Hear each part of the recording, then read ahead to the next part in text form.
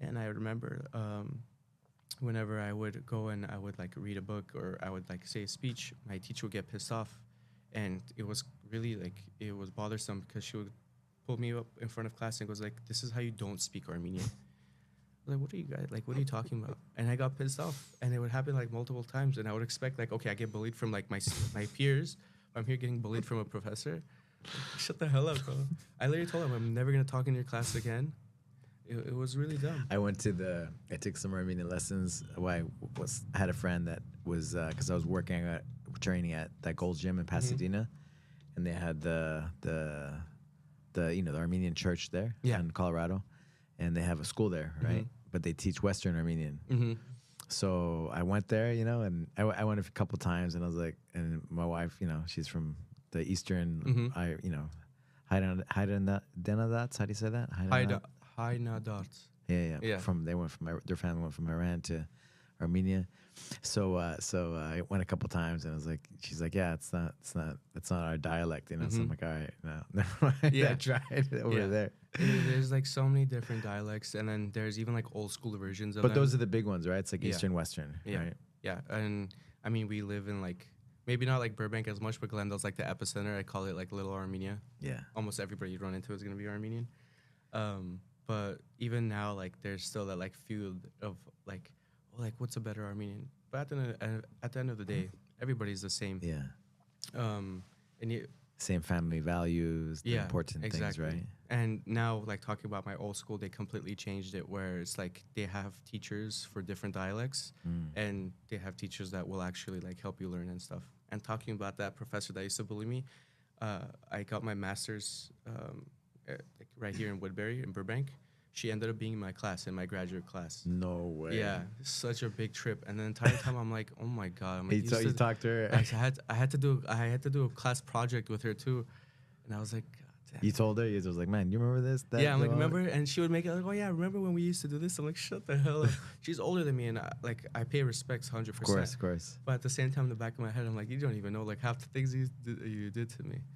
Bullying me in front of everybody. Yeah, it was messed up. And then even back in school, it was like whenever I went, it wasn't as organized as it is now.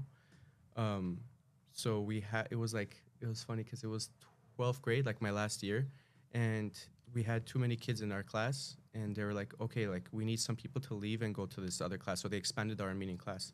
And little did I know that they put me in a special Armenian class. So it's it's like ASL Armenian, where they don't know how to speak. Right. ESL, right? Yeah, ESL, sorry. English is a second language. Yeah, so I was cracking up because that professor too, she spoke Eastern, but everybody spoke Western. So they didn't understand what she was saying or doing everything like that. So it's such a split. So I ended up teaching everybody in the class how to speak or how to do her tests and everything like that. And she got pissed off. And she had failed me for like there's like a behavioral like thing that they give you. She had failed me, so she took me off like the honor roll of the class. So I got my ass beat by my parents. Like, well, what do you mean? Like, you're doing so good. Like, it's not my fault. So your parents, they're mixed also. Yeah. And so, how did that happen? Like they're so your grandparents or whatever, one of them moved to Armenia.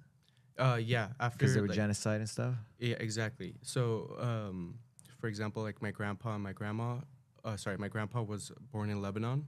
Gotcha. My grandma was from Armenia, and then from Lebanon, he went back to Armenia after the genocide.